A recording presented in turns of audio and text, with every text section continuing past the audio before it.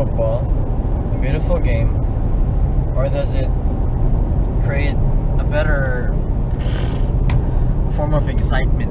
We get a lot of things with like how, oh, you can't play for this team or that team because you don't have the money for it.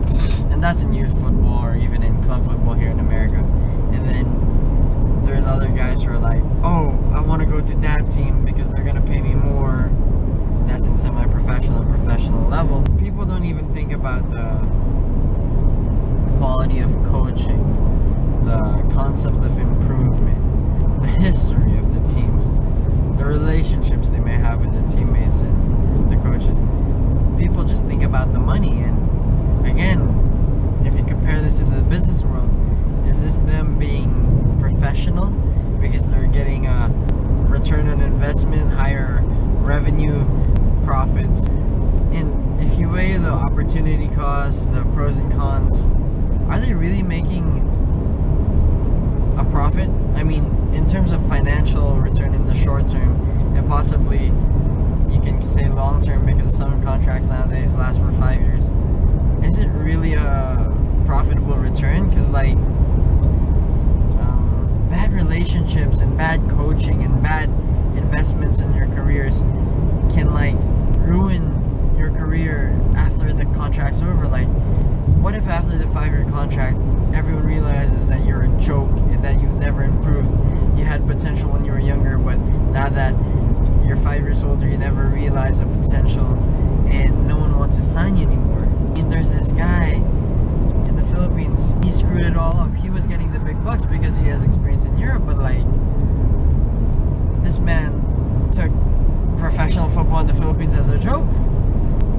I'm 22 years old and I have an opportunity to play in but I know I won't be getting paid as much as compared to if I go to the Philippines a little later in the year. So what you think about is that opportunity in Central may become a better footballer, where it might even give me a chance to join the national team. I'm not going to talk about that because I know nothing about that opportunity, but I know damn well that the quality of football in those countries in Central are miles and miles ahead of the quality in the Philippines. And even though financially they won't support me, in the long run, maybe they'll get me a bigger paycheck because it'll improve me more as a player and more as a person. I'll be more independent. It's completely out of my comfort zone.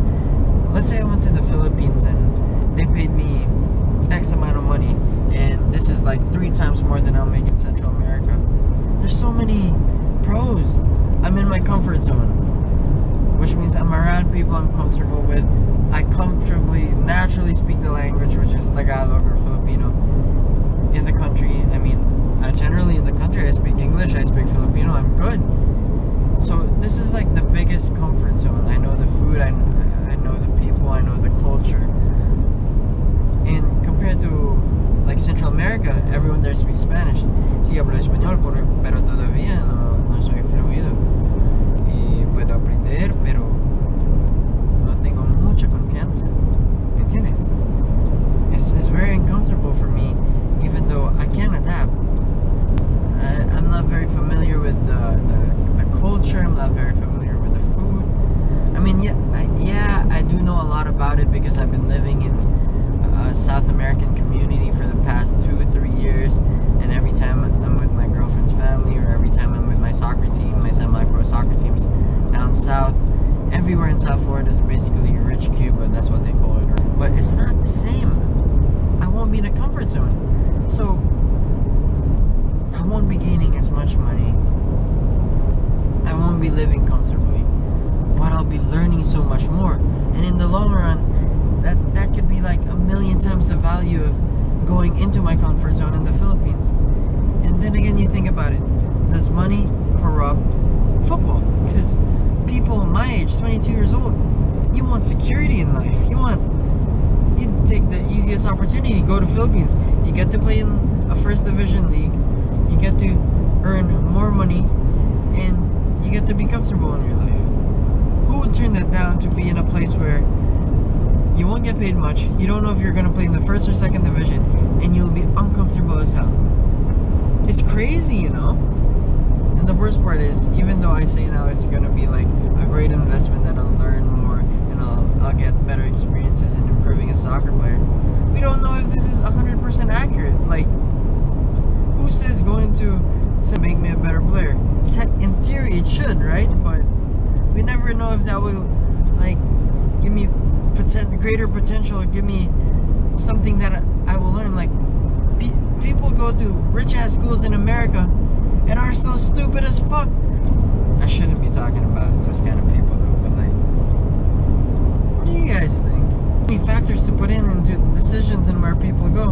And you think about the Young Husband brothers in the Philippines. I don't know how many of you guys are familiar with Filipino football, but these are two guys who used to play in Chelsea, but are of Filipino descent. Their mother's Filipino, and they decided to move to the Philippines because 1, they get more money, 2, they get more playing time, 3, everyone loves them. And even though they're not like England quality and won't make England money, they're in like the best environment, and maybe they weren't comfortable with it at the beginning, but it's something they grew super comfortable with within a couple of years. And now they're making a huge transfer to one of the richer clubs in the Philippines. They used to play for Meralco, and now they're going to Davao, and people are thinking, how much money are these guys getting to go to a team that haven't won a game this season, and it's already been like 12 games. This industry is the weirdest industry in the world, and you'd be crazy to try. But then again, people are crazy. People do crazy things for who they love, what they love. And I love football, and I'm gonna continue doing the craziest things and making the biggest sacrifices to be successful in this industry. If you write all this in paper, you could be like, damn, this guy's insane, doing all this for that? I could probably be a millionaire right now if I did all these crazy things to something with like a more secure investment, like something in business. Hopefully this is an interesting topic for you guys to talk about, or at least maybe I could get 2 more comments. I used to only get like 1.